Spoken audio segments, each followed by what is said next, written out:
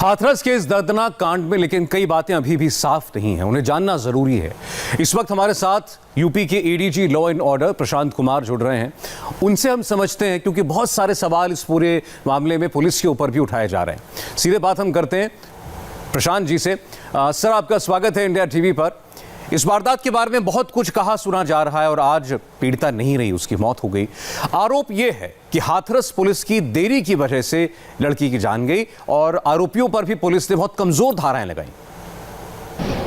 ये जो पीड़िता अपने भाई के साथ 14 सितंबर 2020 को 10:30 बजे थाने पर आई और उन्होंने ये बताया, जिस संबंध में पीड़िता के भाई ने अपने स्वयं की हैंडराइटिंग में एक कंप्लेन दिया कि आज 1 घंटे पहले मतलब 9:30 बजे संदीप नामक व्यक्ति ने खेत में उनका गला दबा के हत्या करने की कोशिश की।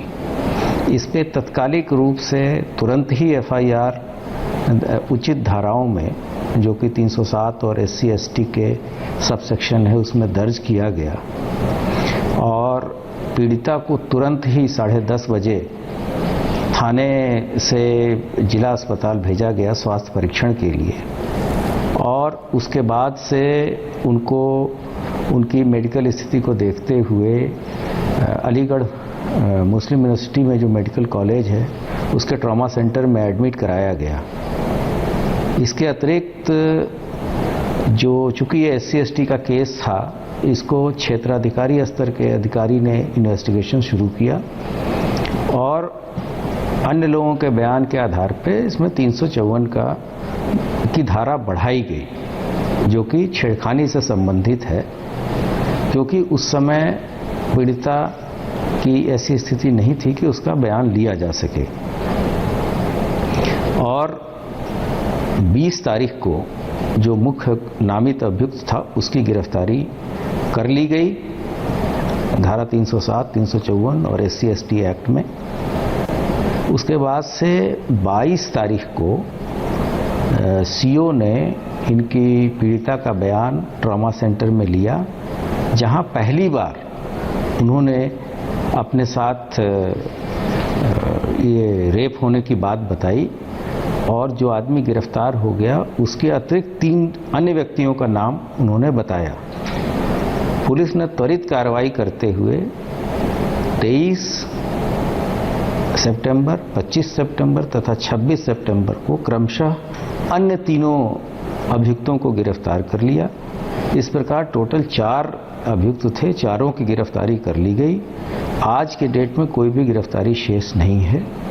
उस समय के धारा के हिसाब से जो उनका कंपनसेशन बनता था 4,12,500 रुपये, वो भी 27 तारीख को पीड़िता के परिवार को हस्तगत करा दिए गए थे।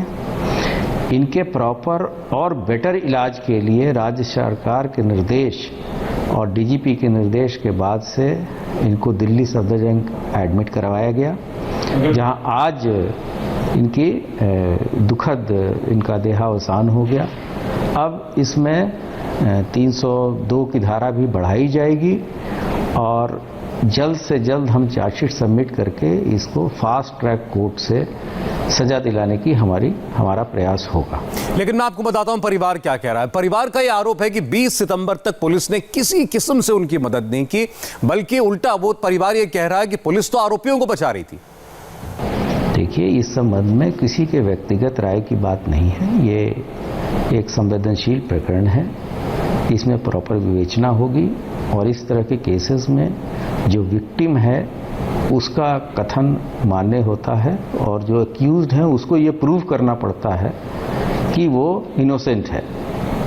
अभी तक जो AMU के डॉक्टर्स ने ये लिखा था कि जब तक कि फॉरेंसिक साइंस लैबोरेटरी के टेस्ट की जांच नहीं आ जाती, कुछ भी कहना उचित नहीं होगा। तो इस ऐसी स्थिति में जब एक्सपर्ट ने कोई कमेंट नहीं दिया है तो पुलिस की तरफ से इस संबंध में कोई कंक्लूसिव बयान देना न तो लीगली सही है और ना ही ये उचित होगा। जब तक कि ये सारे इन्वेस्टिगेशन कंप्लीट नहीं हो जाते और जो जांचें एफएसएल या डॉक्टर्स साहबान की जब तक वो ओपिनियन आ नहीं जाती, इसमें कुछ भी कहना। लेकिन आप इस बात को तो मानते हैं कि शुरुआत में ये कहा गया कि ये रंजिश का मामला है, फिर उसके बाद कई दिनों बाद ये बात पुलिस ने मानी कि ये गैंगरेप है। इतना सेंसिटिव केस था जिसमें एक लड़की की आज मौत हो गई है, इतने सेंसिटिव मामले में इतने बदलाव होते रहे बार बार। हमारे पास जो मुख्यालय के पास जो साक्ष्य हैं उसके हिसाब से इनका स्वयं का लिखा हुआ एक एप्लीकेशन, जिसके बेसिस पे जो उसमें तथ्य अंकित किए गए हैं उसी के अनुसार एफआईआर दर्ज की गई है। इसके अतिरिक्त पहली बार ये एएमयू के डॉक्टर्स ने भी जब इनको सफदरजंग के लिए रेफर किया है, उसमें लिखा है कि पहली बार विक्टिम ने 22 तारीख को अपने साथ सेक्सुअल असॉल्ट की बात बताई है। तो अगर कोई ऐसी बात है जो कि स्थानीय स्तर पर नहीं की गई थी या नहीं है, तो इसको भी हम आगे देखेंगे और अगर कोई ऐसी बात थाने स्तर से हुई है तो इस पर भी कार्रवाई की जाएगी। प्रशांत जी, लेकिन लोग जो हैं वो इस केस की भयावहता से दहले हुए हैं। कई किस्म की बातें सामने आ रही हैं। यहाँ तक पता चला है कि इस पीड़िता की जीभ तक काट डाली गई थी। अगर आप बता पाएं ये बातें कितनी सच हैं? इस संबंध में ऑलरेडी हाथरस पुलिस ने ट्वीट करके स्पष्ट कर दिया है कि इस तरह की जीभ काटने की और आंख फोड़ने इत्यादि की बात में कोई सत्यता नहीं है। और न तो जीभ उसकी कटी थी, ये जरूर है कि जब गला दबाया गया है उस समय जीभ बाहर आई थी और उसमें हल्के उसके निशान हैं दांतों के। शुक्रिया।